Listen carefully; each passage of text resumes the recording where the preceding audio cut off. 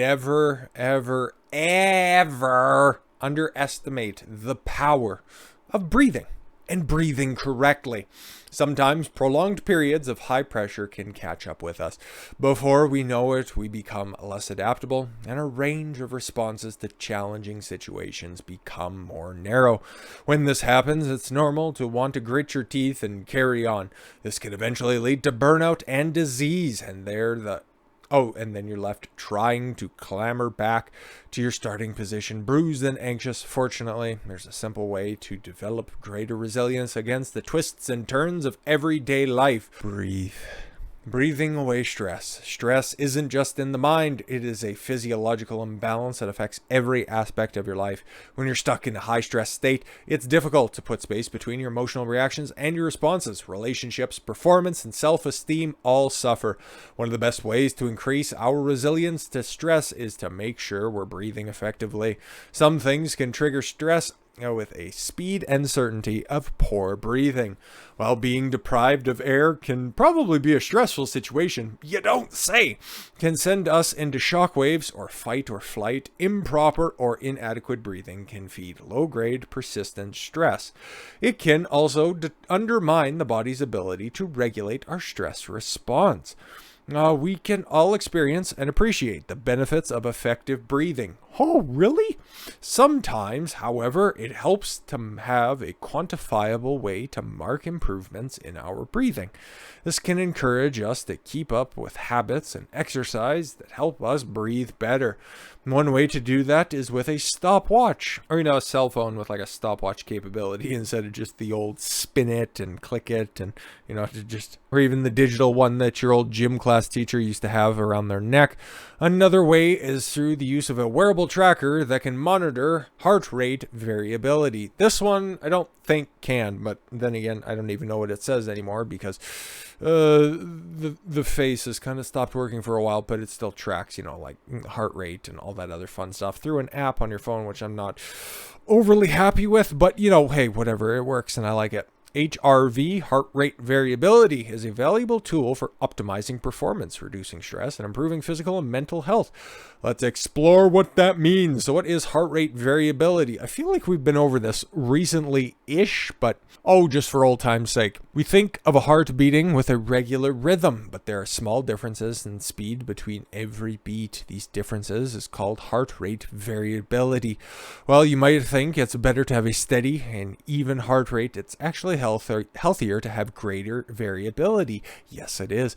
HRV can tell you if your autonomic nervous system is balanced. It can indicate good physical and mental health or alert you to potential problems. It can also let you know if you've overtrained or you need more time to recover before hitting the gym again. High HRV represents greater variability between heart rates and indicates greater resiliency. In a nutshell, your heart can change gears more quickly. The heart must adapt to millions of processes throughout the day. So we want to work towards optimal adaptability. Low HRV is synonymous with poor health, old age, and conditions such as sleep apnea, chronic stress, and asthma. It means you're in not such great shape and you're more likely to struggle when small things go wrong. So what is good HRV? Well, it's important not to get obsessed with numbers. Yeah, there's some people that are out there that just constantly watch the scale every single day, maybe twice a day, maybe 3 times a day, maybe after meals, maybe after they're done with the morning constitutional. They're on the scale, and if anything goes wrong with it, they just spurg out and fall off the wagon, or they try to double down on themselves and go even harder at the gym, potentially making the situation even worse. But that's just one example of people just obsessing about numbers and results. There's a common belief that higher HRV is always better, and you may be told to aim for a certain HRV. This isn't necessarily the case. It's more valuable to focus on self-comparison than to try to measure up to what's normal or best. The aim is to control and optimize HRV and to continue progress in an upward direction. The goal is to modulate your nervous system so that you can get out of stress state. Don't be surprised if your first reading looks low. Even top athletes have low HRV because they have spent years overtraining and pushing themselves to the max. These high performers often turn to HRV to find out what's holding them back, using breath work to optimize HRV. The usual advice is to focus on slow breathing at 4.5 to 6.5 breaths per minute. This is correct, but it overlooks the aspects of breathing that are equally important. Functional, everyday breathing is a crucial factor in nervous system balance and therefore in your resilience against stress. Nose breathing is infinitely better than mouth breathing, mostly because it's far more efficient when it comes to your respiratory system, and also nobody ever trusts a mouth breather. Breathing should be light, low, and quiet rather than heavy, loud, and shallow. And heavy breathing has 3 independent dimensions. Number 1, biochemistry. Light breathing to correct the balance of oxygen and carbon dioxide. Number 2, biomechanics. Diaphragm breathing as opposed to spine, improving lung capacity and manage the heart. Number 3, cadence or resonance frequency breathing. Slow, paced breathing to activate the vagus nerve's rest and digest functions.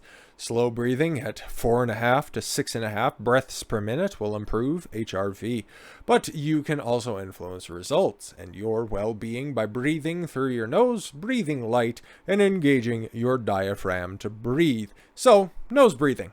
How do you do it? What's the best way to do it? First step to optimizing your health, happiness, and longevity, because after all, that's what we're all talking about here, is to address the persistent mouth breathing. Mouth breathing is closely related to stress and hyperarousal in the brain. It causes you to breathe too much air, negatively affecting the balance of oxygen and carbon dioxide in your blood. Habitual overbreathing, hyperventilation, makes you more sensitive to carbon dioxide. It perpetuates hard, fast breathing. Oh my God, more about that hyperarousal. It's also a key factor in anxiety, sleep apnea, and asthma, all of which are associated with a lower heart rate variability. Many of my students, not mine, the authors, have a reported improvement in their HRV just by switching to nose breathing during sleep. How do you do that exactly? That's a wonderful thing to think, but as long as you clear your passages and that you make sure that you're sleeping in the proper position, preferably on your side, properly supported, of course, so your spine doesn't sag and that your hips aren't out of line, obviously, but sleeping on your back presents a high degree of mouth breathing. So reduce breathing volume. The next step is to integrate some simple breathing exercises into your day. This will increase your awareness of your breathing, normalize your blood biochemistry, and strengthen your diaphragm. Not a diagram. See, look at all my pretty pictures. No, your diaphragm. This will also boost your ability to respond to physical and mental challenges. When you consciously manipulate your breathing patterns, level of blood carbon dioxide changes, influences HRV via the vagus nerve. Light, slow breathing floods your body with feel-good hormones such as dopamine, and it reduces adrenaline and inflammation. It increases carbon dioxide, causing the blood vessels to dilate. This modulates HRV via the blood pressure receptors. With a regular practice of breathing exercises, you'll gradually find that you're more adaptable in tough situations. Breathe light and exercise to reduce breathing volume. Sit up tall and in a straight back chair. I'll stand, thanks, and allow your shoulders, chest, tummy, and jaw to relax. Breathing, focus on your airflow. Notice the slight colder air that enters your nose and the slightly warmer air that leaves your nose, keeping focus on the inside of your nostrils. And begin. Gently slow down the speed of which air is entering your nose. Top of each breath, allow a relaxed, gentle, slow breathe out, such as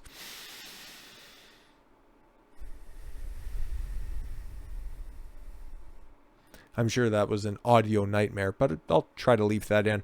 I don't really know. Might just automatically get edited out, but breathing in so that you feel that your lung capacity is properly filled up, holding it for maybe just a fraction of a second until you're more accustomed to it at the top end, and then just letting a natural release. So what about Bolt? Another measure of breath. Improving our breathing will improve our HRV. There's also another important number you should be aware of: blood oxygen level test. This test, which involves an easy breath hold after exhalation, that's what I just recommended, gives an objective measure of your sensitivity to carbon dioxide and your tolerance for breathlessness. How to measure your Bolt score: sit up straight-legged in a chair or cross-legged on the floor. Have your stopwatch at hand. Take a normal, silent breath in through your nose and a normal, silent breath out through your nose. Pinch your nose and hold your breath. Hot. Start the clock. When you feel the first definite desire to breathe in, inhale gently through your nose and stop the clock. This definite desire might be a constriction in your throat, a small fluttering in the diaphragm, or just a feeling you would like to breathe in. First inhalation after your breath hold should be soft. If you need to take a big breath, you've pushed it too far. The time in seconds for which you can comfortably hold your breath after exhalation is your Bolt score. You'll continue to have breathing symptoms and be more susceptible to stress until your Bolt score reaches 25 seconds. For optimal breathing, aim for a Bolt score of 40 seconds or more. Sounds like a challenge. And practice holding your breath after you exhale is another great breath work exercise. So breathe slow. I would recommend box breathing, something that we've gone over before. Might even be a dedicated video on the channel as well. But just controlling how much you breathe.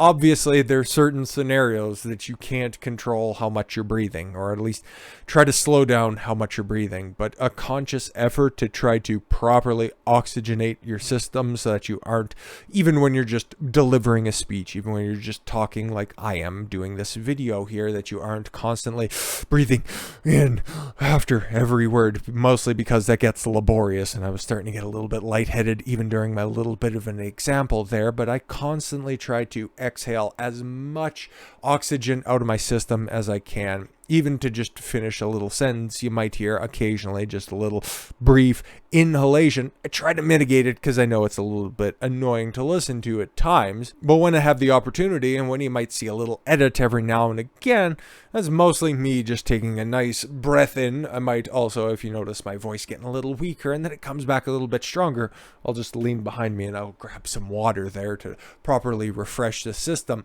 And that'll also make sure that my breathing is properly modulated, because properly hydrated, that's another stressor that's on the body. You don't have enough oxygen in your body, that's one thing. You aren't properly hydrated, that's another thing, and that can affect a whole host of things as well. So the more that you know, the better prepared you can be for mitigating the amount of stress in your life with the simple actions such as breathing. So a final word here: it's much easier to use HRV than it is to get to grips with science, but breathing exercise tailored via your wearable device provide a simple way to feel better and to manage your life with greater ease. You can find much more detailed information about HRV, the vagus nerve, and breathing exercises in the book, The Breathing Curve by Patrick McEwen. Interesting. And I always find it very interesting how you can improve your life by doing just simple, free things, such as breathing properly, resting appropriately, and then just also, this isn't free, but it might end up saving you some money as well, optimizing your diet. With all of that said, thank you all very much for the gift of your time. I've been Don Consuelo. I want you to follow your gut and get after it. Take care, everyone.